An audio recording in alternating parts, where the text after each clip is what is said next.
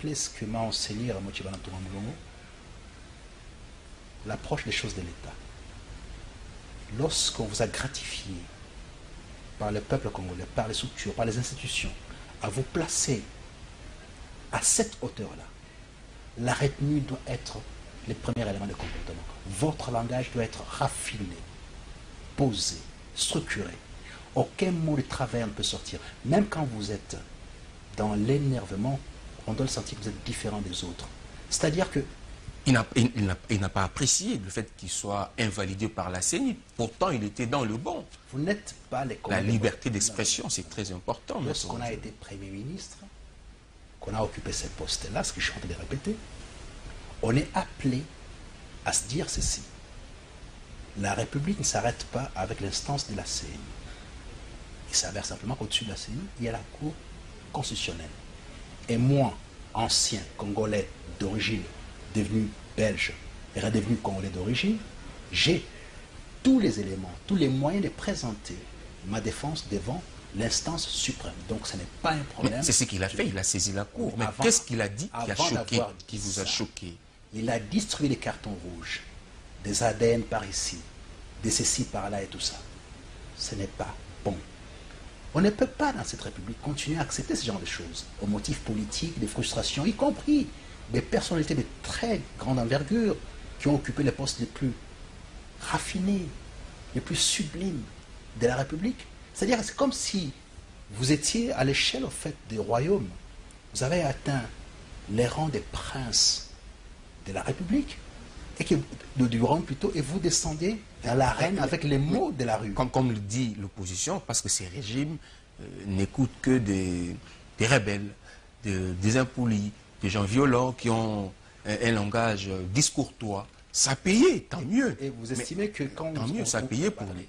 Ces messieurs, on l'a gratifié du poste le plus élevé juste après le chef de l'État. Est-ce qu'il a été en rébellion pour obtenir ça? Non. Mais tout de suite, vous déplorez son langage, que vous estimez pas... Non, mais il n'a pas été en rébellion pour obtenir ce poste-là. On a estimé que par rapport aux négociations à l'époque, à la Cité de l'Union africaine, il faisait partie d'un groupe politique, il avait les profils les plus apaisés, les plus apaisants pour gérer... C'est vous qui l'avez nommé, ben oui, mais c'est parce qu'il avait ces profils-là. Il vous avait convaincu à l'époque. Oui, mais tout à fait. Mais en même temps, était-ce une supercherie parce que la vraie nature ressort par la suite? C'est ça qui est malheureux. De la même façon, et ça je suis vraiment blessé, personnellement blessé, dans la mesure où j'ai participé à quelque chose, pour moi, de sublime, parce que c'était nécessaire pour la République. Les chefs de l'État, entre 2008 et 2009, et puis à partir de 2007, avait instruit son ancien directeur de cabinet, Ramoti Balantouma Moulongo, pour voir dans quelle mesure les relations avec la Belgique devaient prendre une autre nature. C'est-à-dire trop d'humiliation. Souvenez-vous des Guts. Vous vous souvenez encore des Guts, de son comportement vis-à-vis de la RDC, de son mépris de nos institutions, de cette démarche quasi léopoldienne, où on sentait que c'était l'apologiste de Léopold II. Il est venu avec cette tendance-là. Alors, ayant instruit son directeur de cabinet pour voir avec les ministres concernés pour faire ce travail, ça a été fait. De sorte que le ministre Ramoti Banda se trouve à la coopération, les relations avec la Belgique sont exécrables. Toujours sur instruction du chef de l'État et sur demande instante de la Belgique, il fallait trouver une solution. Dans notre misère, on n'avait rien demandé. Eux, dans leur opulence, avaient besoin de nous. Et finalement, le ministre Ramoti Banda s'est mis à confectionner un document sur instruction du chef de l'État, de sorte à répondre à cette exigence-là d'un autre type de coopération. Après cette lecture, après cette écriture plutôt, nous partons en Belgique pour pouvoir, parce qu'ils nous invitent à aller en Belgique pour en parler avec eux. Les conditions qu'on leur a assignées, ne nous mettaient pas d'égal à égal, nous mettaient supérieurs par rapport à eux. Parce qu'ils étaient demandeurs, nous on n'était pas, comme actuellement ils sont encore demandeurs. Ils l'étaient à l'époque, demandeurs. Ce qui fait qu'en janvier 2009, on finalise les documents, où nous sommes largement au-dessus et qui se soumettent à notre autorité. Et que derrière ça, en plus, on doit signer l'EPIC 2010-2013, de sorte à ce que le programme... mais quel a été le souci-chef de l'État initiant une tête de marche à travers Raymond Tchibanda? Non, mais parce qu'il estimait que pendant très longtemps, la Belgique a estimé, elle, avoir l'autorité sur nous dans les relents colonialistes, que c'était fini. Soit c'est ça, ou il n'y a plus de coopération du tout, il n'y a plus de relations du tout. Donc ils ont cédé. Maintenant, la personne habilitée à signer ce document-là était le Premier ministre Mouzito, avec les ministres belges, le Premier ministre belge, son homologue, Van Rompuy. J'étais aux discussions, et je me semble aussi, il y avait un ami à moi qui est diplomate, encore aujourd'hui, Jean-Claude Mowa. L'actuel candidat invalidé à la présidentielle. Oui, Adolphe Mouzito. Voilà. Donc, mettons les Congos et l'autorité de gestion de la RDC au-dessus carrément. Voyez-vous, cette hauteur, cette allure, cette fierté, cette dignité avait été recouvrée à cette occasion-là. Voir ces messieurs aujourd'hui, à la suite de ces déboires avec la famille Gizenga, les Palous, son invalidation, il va quasiment marcher sur cette convention spécifique qu'il a signée lui-même. Pourquoi? Parce qu'il a pris des photos avec Reinders. Il ne pouvait pas.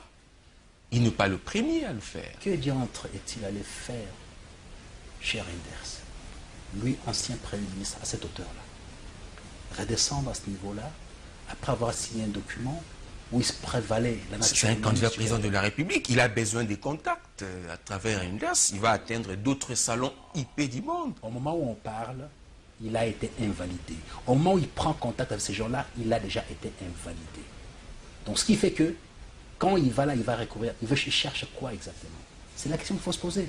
Je n'en sais rien. Donc vous pensez qu'il a marché sur ce qui a été fait avec Raymond Tchibanda à l'époque? Non. Pendant non. que c'est Je pense qu'il ne faut pas ramener ça à Raymond Tchibanda. Ce qui a été fait pour le Congo de nos ancêtres. Les Congo qui a subi les mêmes coupés à travers la Belgique. Les Congo qui a subi une colonisation la plus macabre par la Belgique. Les Congo qui méprisent la Belgique. Les Congo qui maltraitent les enfants congolais qui sont en Belgique. Et les Congo qui subit la maltraitance de ces enfants par la Belgique, qui sont en Belgique. Les Congo qui a vécu les découpages en 60-61. Les Congo qui a vécu l'assassinat de son Premier ministre élu démocratiquement par les Belges. Alors ces Congos-là, il ne s'agit pas de la personne de Joseph Kabila, pas de la personne de Raymond Tchibanda. Il s'agit simplement de marcher sur la RDC, sur nos souffrances. Mais comment qualifiez-vous ces comportements? Qualifiez-vous ces comportements d'Adolphe Mouzito? Je pense que c'est de l'ordre de l'inconscience par rapport à la dignité congolaise. C'est que Étienne Laboissi appelle la servitude volontaire. Il est dans la servitude volontaire. Aller vers son bourreau, ancien bourreau, actuel bourreau encore, solliciter l'aide, de quelle nature, j'en sais rien, pour interférer dans les affaires internes de la RDC, ça s'appelle la servitude volontaire. Et cela vaut autant pour ceux de la majorité qui font la même démarche. Ça s'appelle la servitude. Mais est-ce que ça énerve nos textes de loi? Si tel n'est pas le cas, tant mieux, mais si tel est le cas, pourquoi vous ne le poursuivez pas? Non, le problème c'est que nous focalisons sur les textes tout en omettant complètement notre cosmogonie et notre sacré. Notre sacré, ce n'est pas tant les textes, parce que d'ailleurs, j'estime que à la prochaine législature, on doit revoir un certain nombre de choses. Notre hymne national doit consacrer les mains coupées. On n'a pas de mains coupées dans notre hymne national. On n'a pas toutes ces souffrances de Lumumba et tout ça. Toutes ces choses doivent dorénavant être enseignées dans les écoles. Donc ici, il ne s'agit pas des textes simplement. Il s'agit de notre dignité, qui est au-delà de nos textes. Savez-vous que pendant très longtemps, nous avons été considérés comme ces sous-humains? Vous pouvez avoir de très bons textes, mais si l'interlocuteur vous considère comme un animal, donc finalement vous allez encore vers lui pour demander, vous quémandez qui vous donne les pouvoirs, qui êtes-vous exactement? Maintenant, que direz-vous du cas Jean-Pierre Bemba aujourd'hui, porté avec ce qui est arrivé? Est-ce qu'il y aura des conséquences? Vous craignez quelque chose avec ces invalidations, surtout des Bemba? Comment voulez-vous que la RDC, la République, craigne? La République n'a pas à craindre l'imperfection ou la difficulté d'une personne ou d'une autre. Il s'agit du Congo, il ne s'agit pas de... Qui craint quoi? Les Congos, les 80 millions d'habitants ou 115 selon craindrait parce qu'un fils du Congo se trouve en disharmonie avec sa propre loi, en vertu de quoi il craindrait? Je veux dire, on doit sortir de là. Quelle est cette notoriété des droits divins que vous conférez aux gens en disant, s'il n'est pas là, alors ben, ça va faire 10 ans qu'il n'a pas été là, le Congo ne s'est pas arrêté de tourner. L'autre, ça va faire plus de 7 ans qu'il n'a pas été Premier ministre. Nous continuons à travailler. L'IDPS vous a mis en garde à travers son secrétaire général Kabound. Il a dit, si vous osez, vous verrez. Arrêtez ça. L'IDPS n'a pas été aux élections en 2005-2006, on a eu des élections. Elle est là maintenant, de plein pied avec Félix Tshisekedi. Vous savez, c'est trop facile et c'est trop simple. Les patrons de l'IDPS avaient prêté serment dans sa chambre. Ça donnait quoi? Arrêtons, c'est du cirque. Tant qu'ils vont se conformer aux règles de la République agira en conséquence. J'ai vu des papiers qui ont tourné contre les fils Tshisekedi. Mais la loi dit qu'il n'y a pas de problème. Il est passé. La loi dit qu'il n'y a pas de problème. Et là, vous ne dites pas mot. J'aurais voulu que vous me disiez, oui, effectivement, lui aussi. Non. La loi dit que ce qu'on lui reproche n'a rien à voir, n'énerve pas la loi. Ça ne vous pose aucun problème. Donc finalement... Mais vous n'avez pas dit pour le cas Mozito. J'aurais souhaité que vous puissiez pour son cas, la même phrase. Son cas à lui est clair, ça énerve la loi et il est bloqué. Quelqu'un qui, comme lui, a une très bonne formation d'économiste, inspecteur général des finances, voilà les enfants quasiment dotés des atouts pour la République. Les bons enfants de la République. C'est pour ça que ça me fait plus mal que pour tant d'autres. Parce que Mozito représente quelque chose d'essentiel pour cette République. Une réussite quelque part. Il a fait un parcours très intéressant en tant qu'inspecteur général des finances, en tant que conseiller dans un ministère, en tant que ministre lui-même, en tant que Premier ministre. Attendez, lorsqu'on a eu ce parcours-là, on devient plus humble, moins arrogant, et plus de respect pour la mère patrie. Et toutes les basses considérations de la nature individuelle, on le met de côté. Mais ça, il faut être profondément... Il a des ambitions aussi. Oui, les ambitions, si elles sont contraires aux règles, ce ne sont pas les ambitions. Alors, ce ne sont pas les ambitions. Ça s'appelle une volonté de puissance rustre, pas les ambitions. Alors moi, je voulais que vous nous expliquiez, selon vous, ce que doit être le rôle, et même la responsabilité de la Cour constitutionnelle, parce qu'il ne faudrait pas que demain ou après-demain, la Cour, ces bâtiments fassent l'objet des attaques par les citoyens qui n'ont pas bien compris le rôle de la Cour constitutionnelle, selon vous. Les gens ont fait dans les couloirs de la mort 30 ans, et un fait nouveau tombe, il n'était pas coupable. 30 ans plus tard, c'est la loi. Elle fait des erreurs aussi, mais c'est la loi. Nous devons apprendre dorénavant, semble-t-il, la loi, rien que la loi. Au mandat prochain, j'estime qu'on n'aura pas le choix. Tous ces tours de passe-passe, ces compromis qui tout doucement glissent en compromission, on doit absolument les arrêter et les dire que la loi. Donc, l'instance suprême qui doit vérifier la légalité des choses dans ce pays, dans la Cour constitutionnelle, doit être surprotégée. Mais on craint beaucoup l'instrumentalisation de cette Cour. Vous avez suivi beaucoup de discours politiques dans ce sens. Il faut arrêter avec l'instrumentalisation de la Cour. Avez-vous suivi la motivation des arrêts? Imparable. Et ils ont fait une politique assez intéressante là-dessus. C'est qu'on a ouvert au public la lecture, mais totale et globale, ligne après ligne, de la motivation de la décision. Imparable, juridiquement imparable. Toute personne de bonne foi vous dira, notamment dans les cas Bemba, je l'avais dit plusieurs fois, que lorsque un bon juriste se trouve devant un cas où il y a un élément d'extranéité, il se pose une question simple, y a-t-il une convention applicable à la situation ou pas? Et en l'espèce, en ce qui concerne cette affaire-là, il y a une convention. Et cette convention s'appelle quoi? La Convention contre la corruption des Nations Unies. Nous l'avons signée en 2003, ratifiée en 2010, en septembre, déposé les instruments de ratification en 2010 en question, en octobre, aux Nations Unies. D'accord? Cette convention contre la corruption reprend à son point 25 la subornation de témoins. Donc la subornation de témoins se trouve dans les règles congolaises comme étant la corruption. Ça s'arrête là. Maintenant, une autre préoccupation était de dire, oui, mais il a été condamné par une cour étrangère et tout ça. Non. Il n'a pas été condamné par une cour française ou cour belge. Il a été condamné par une cour internationale à laquelle on est parti, qui est subsidiaire à nos cours à nous. C'est-à-dire quand nous, on ne peut pas traiter les cas, certains cas ici, on les transfère à la cour pénale. Thomas Lubanga notamment, on l'a transféré. J'aurais souhaité qu'on arrête parce qu'on nous fait... Mais une question, oui. Mais quand il faut reconnaître que les traités autres sont beaucoup plus supérieurs que nos lois, oui. Là, vous défendez très bien et argumentez, mais quand il faut dire que la Cour devrait aussi attendre que la CPI se prononce sur le cas Bemba avant toute décision, on dit que la Cour ne dépend pas de la CPI. Non, mais là aussi, là aussi il y a une mauvaise appréciation, une mauvaise lecture. Ce que vous dites n'est pas forcément conforme. Mais c'est ce qui est dans l'opinion, c'est ça? Non, c'est l'opinion, c'est pas la vérité. C'est ça la différence. C'est quoi la vérité? Non. Parménide vous dit il y a l'opinion et la vérité. La vérité, c'est pas celle-là. La vérité est celle-ci. La Cour pénale a décidé en première instance sur, d'un côté, deux volets, la culpabilité et la peine. Ceux qui étaient, donc les co-accusés ont passé 1 an par rapport à cette peine-là. D'accord? Vaille que vaille, les parties, les procureurs ont formé appel. Les procureurs forment appel estimant que la peine était trop courte, trop faible. Mais la culpabilité était établie. L'appel s'est fait aussi en 2 volets. Volet culpabilité, confirmé, finalisé au niveau de la chambre d'appel. Fini, terminé.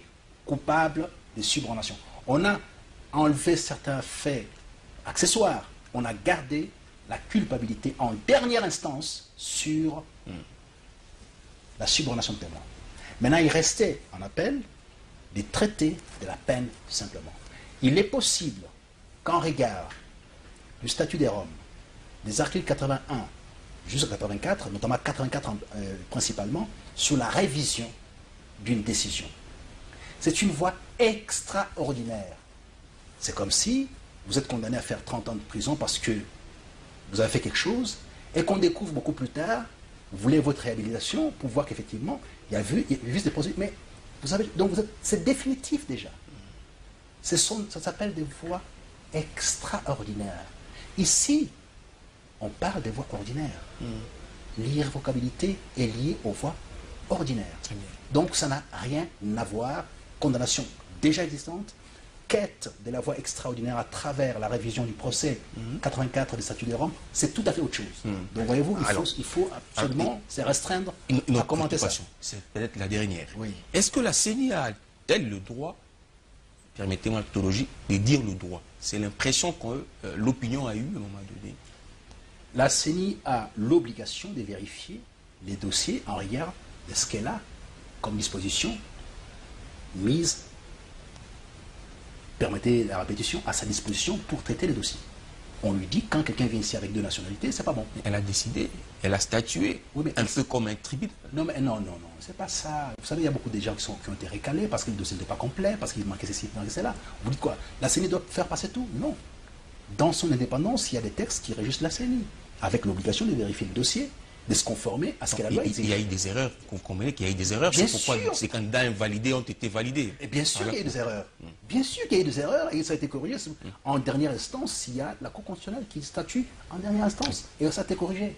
Maître, je crois que c'est un thème, on a terminé, on nous fait signe.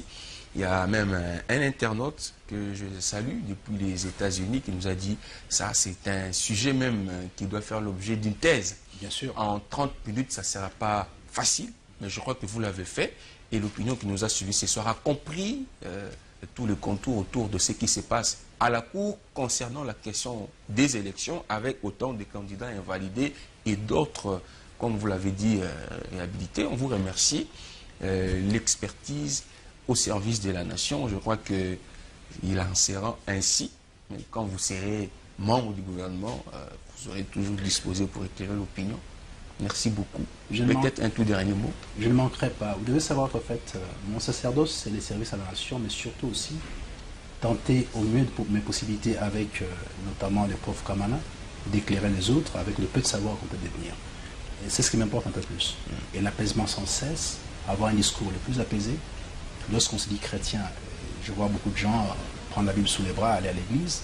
Dans leur pratique, dans leur comportement, il y a la jalousie, l'acrimonie, les ressentiments, il n'y a pas tout ça. Donc mon travail pour ça, celui-là. C'est-à-dire que rappelez-moi la raison au cas où vous estimez que je n'ai pas respecté tous ces principes.